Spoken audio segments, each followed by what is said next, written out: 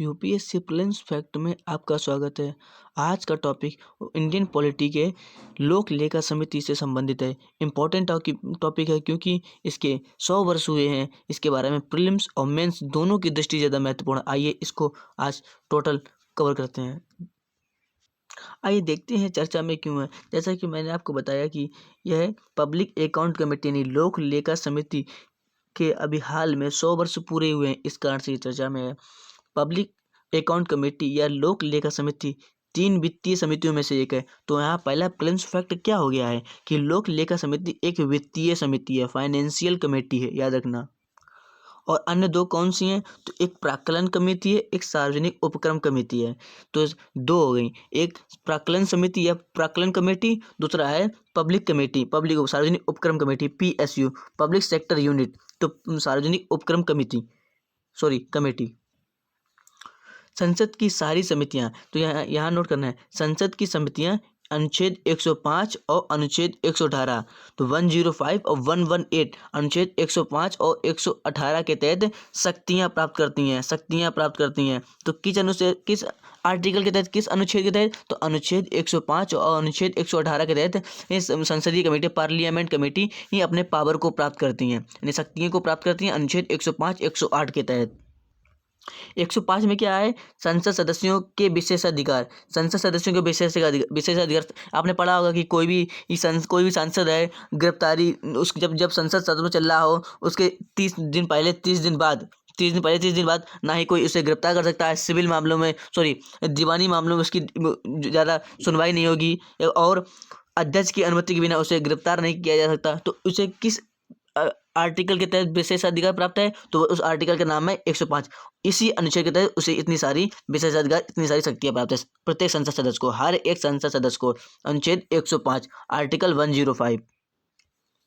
इसके बाद अनुच्छेद 118 118 संसद की जो समितियां होती हैं उनके कार्य संचालन प्रक्रिया को विनियमित करने हेतु कैसा कार्य करेंगे, कब अपनी रिपोर्ट प्रस्तुत करेंगे, कितने दिनों में अपनी जवाबदेही तय करेंगे, कितने दिनों में रिपोर्ट आएगी, इन सभी के लिए एक नियम बना है। और इस नियम का उल्लेख किसमें है? तो अनुच्छेद 118 में। अनुच्छेद 118 में संसद समितियों के जो प्रक्रिया, प्रोसेस, कार्य संचालन को विनियमित करने हेतु नियम बनाने का अधिकार है अनुच्छेद 118 के तहत।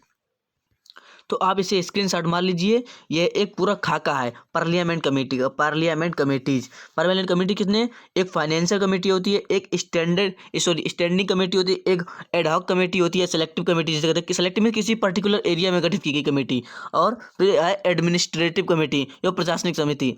तो पहला फाइनेंशियल कमेटी या वित्तीय समिति। मैंने आपको प्रारंभ में किया था, वित्तीय समिति 3 प्रकार की होती हैं। पहला है पीएसी, पब्लिक अकाउंट कमेटी, दूसरा है PSU, public sector unit committee, और तीसरा है एस्टीमेट कमेटी। यानी पीएसी पब्लिक अकाउंट कमेटी यानी लोक लेखा समिति, पीएसयू यानी पब्लिक सेक्टर यूनिट कमेटी यानी सार्वजनिक उपक्रम समिति, और तीसरा है एस्टीमेट यानी प्राक्कलन समिति। तो 3 हो गई हैं, पीएसी, पीएसयू और एस्टीमेट।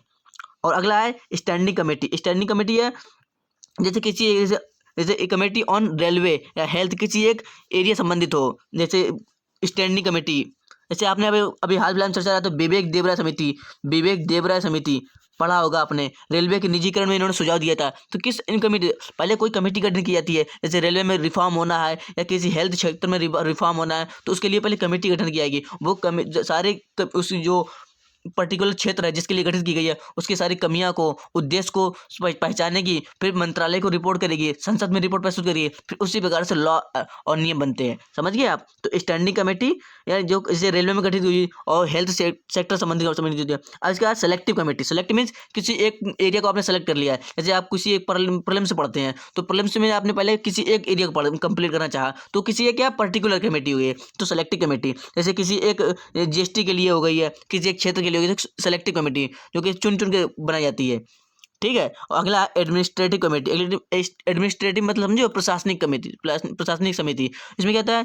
बिजनेस एडवाइजरी कमेटी, जो बिजनेस में, व्यापार में संबंधित क्या नियम हो, क्या आप दर लगनी चाहिए, तो इस प्रकार से कमेटी। और रूल बनाते हैं, प्रोसीजर्स इन प्रकार के। तो आप इसका स्क्रीनशॉट मार लीजिए। ठीक है। अब आइए जानते हैं पीएयू पब्लिक अकाउंट कमेटी, लोक लेखा समिति। लोक लेखा समिति का गठन 1921 में भारत सरकार अधिनियम 1919 के माध्यम से गठित किया गया था। तो इसका गठन कब हुआ था? 1921 को। और वर्तमान क्या हो गया? 2021 चलिए, तो 100 वर्ष हो गए ना। तो इस प्रकार याद 1921 में गठन हुआ था। और किस एक्ट के तहत? तो भारत सरकार अधिनियम 1919 के तहत। और इसे मॉन्टेग्यू चेम्सफोर्ड या मॉन्टफोर्ड सुधार कहते हैं। उसमें मॉन्टेग्यू और चेम्सफोर्ड कौन थे? Governor general. मॉन्टेग्यू कौन थे? वायसराय। तो इस प्रकार से मॉन्टेग्यू चेम्सफोर्ड अधिनियम भी कहा जाता है। 1919 में पारित हुआ था। ये भी पूछ लेते कभी कभी। या फिर ऐसे पूछ सकते हैं कि लोक लेखा समिति का गठन किस एक्ट के तहत हुआ था? तो भारत सरकार अधिनियम 1919 या मॉन्टेग्यू चेम्सफोर्ड अधिनियम 1919। कभी कभी आपको कंफ्यूजन हो जाएगा कि मिंटो मार्ले सुधार अधिनियम भी आया था, वो 1909 को आया था। 1909 को। अब आपकी कंफ्यूजन है कि याद कैसे करें? तो याद करने की अच्छी ट्रिक है। मिंटो मार्ले, जैसा कि नाम से मालूम पड़ रहा है, मिंटो मार्ले कितना है? मिंटो छोटा शब्द है, मिंटो मार्ले।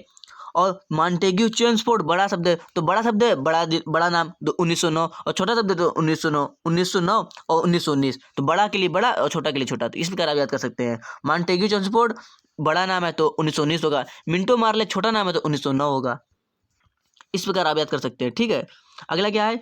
लोक लेखा समिति का गठन प्रतिवर्ष यहाँ नोट करना। यूपीएससी यहाँ अर्धवार्षिक कर देगा या फिर कर देगा 2 वर्ष में एक बार होता है, या ये समझ लेना आप। ठीक है। तो प्रतिवर्ष होता है। लोक लेखा समिति का गठन प्रतिवर्ष होता है। लोकसेवा की प्रक्रिया और कार्य संचालन नियम के तहत। नियम क्या है? 308। और मैंने क्या था अभी? आर्टिकल कौन सा था? आर्टिकल 118 के तहत। याद करना, अभी भी बताया था। और समिति की नियुक्ति कौन करता है? तो समिति के अध्यक्ष की नियुक्ति लोकसभा अध्यक्ष द्वारा की जाती है। लोकसभा अध्यक्ष जो होगा वही करता है। फिलहाल में कौन है? ओम प्रकाश बिड़ला। चूंकि यह समिति कार्यकारी निकाय नहीं है, अतः यह केवल ऐसे निर्णय ले सकती है जो सलाहकार प्रकृति को हो। तो यहाँ यूपीएससी नोट करना, यूपीएससी क्या देगा? इसके निर्णय बाध्यकारी होते हैं। तो नहीं, अगर आपने प्रीवियस ईयर क्वेश्चन पेपर देखो, यूपीएससी ने अक्सर ऐसे फैक्ट डाले हैं। तो यहाँ इस कमेटी का कार्य सिर्फ सलाह देना है कि बाध्यकारी नहीं। इसने किसी को रिकमेंड किया है, कोई सिफारिश को, कि ये बजट इतना कर दिया, इतना कम किया है, तो इसकी सिर्फ सिफारिश है। जो मंत्रालय संबंधित बांधने के लिए बाध्य नहीं है। तो इसकी जो प्रकृति क्या है? सलाहकारी प्रकृति है। और सबसे महत्वपूर्ण, इसमें कितने सदस्य होते हैं? तो 22 सदस्य होते हैं। वर्तमान में केवल एक अवधि के लिए मैंने कहा था प्रतिवर्ष गठन किया था, तो 22 सदस्य होते हैं, जिसमें से सबसे ज़्यादा लोकसभा से, और उसके बाद राज्यसभा से। तो 22 प्लस 7 कितने हुए? 22 प्लस 7 कितने हुए? 15 प्लस 7 कितने हुए? 22 हुए। तो 22 सदस्य होते हैं। अब आप इसके लिए कंफ्यूजन हो जाए कि लोकसभा से ज़्यादा होते हैं या राज्यसभा से। तो राज्यसभा बड़ा सदन है, राज्यसभा में बड़ा सदन है लेकिन कम सदस्य होते हैं, 250 सदस्य होते हैं।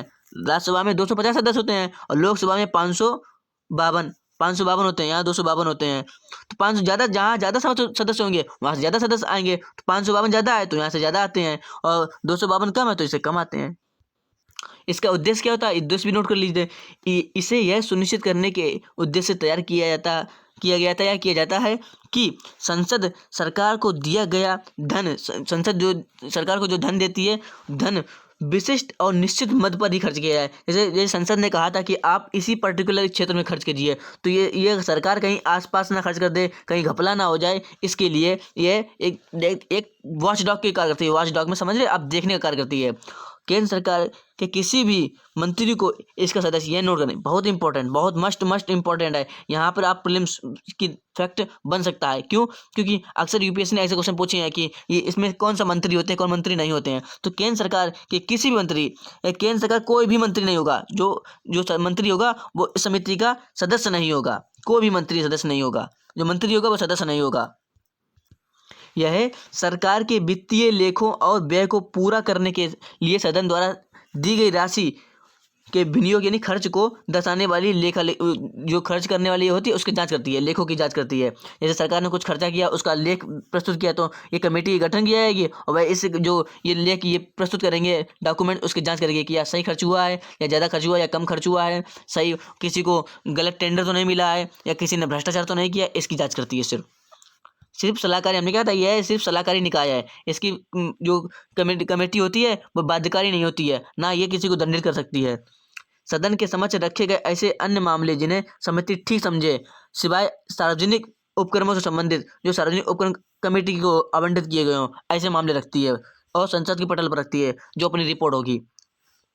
सरकार के विनियोग लेखों यानी कैग के प्रतिवेदन के अलावा अन्य समितियां, जो अन्य राज्य समितियां होगी, उनकी भी जांच करती है ये। जैसे कैग ने कोई कमेटी का गठन किया, जैसे अभी आपने चर्चा में रहा था राफेल मामला में कैग ने रिपोर्ट प्रस्तुत की, तो कमेटी ने, जो कौन सी कमेटी, PAC पब्लिक अकाउंट कमेटी ने इसका कैग की रिपोर्ट पर वो जांच किया, तब कहा था कि ये तो घपला हुआ है। इसके साथ साथ ये राजस्व प्राप्ति जो समितियां होती हैं उनकी और मंत्रालय विभागों द्वारा व्यय की गई और अन्य निकायों पर लेखा परीक्षक, जो इन समझ लीजिए कि आप जितने भी सरकार द्वारा खर्च किया गया कार्य, इन सभी पर ये जांच करती है।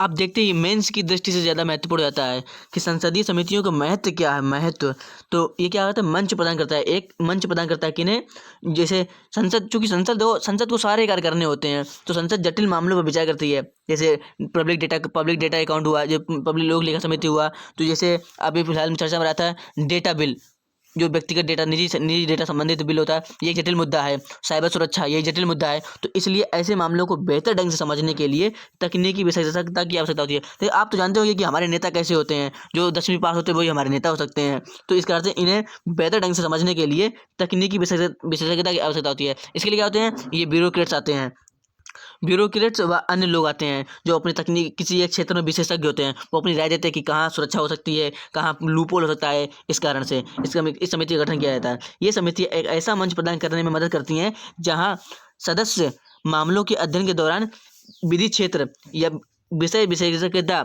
जो विषय विशेषज्ञ हो किसी क्षेत्र का, सरकारी अधिकारियों से जुड़ सकते हैं इस कमेटी के माध्यम से। अगला कार्य क्या है, राजनीतिक दलों में आम सहमति बनाना। कैसे समितियां राजनीतिक दलों के बीच आम सहमति बनाने के लिए महत्वपूर्ण होती है, क्योंकि दोनों सदस्य होते हैं और साथ ही साथ विपक्ष के भी सदस्य होते हैं। सत्र के दौरान सदन की कार्यवाही को टीवी पर प्रसारित किया जाता है। आप देखते होंगे लोकसभा टीवी, राज्यसभा टीवी, और अधिकांश मामलों में सांसदों के अपने पार्टी पर्दा पर बने रहने की संभावना होती है, पार्टी पदों पर बने रहने की संभावना होती है। ये समितियां परोक्ष रूप से, प्रत्यक्ष मीन्स अपरोक्ष रूप में जो दिखती नहीं है, परोक्ष रूप से मीटिंग करती हैं, जो आपको सामने नहीं दिखती होंगी, फिर भी इनका कार्य चलता रहता है, जिससे उन स्वतंत्र रूप से सवालों और उनके इन सभी विचारों पर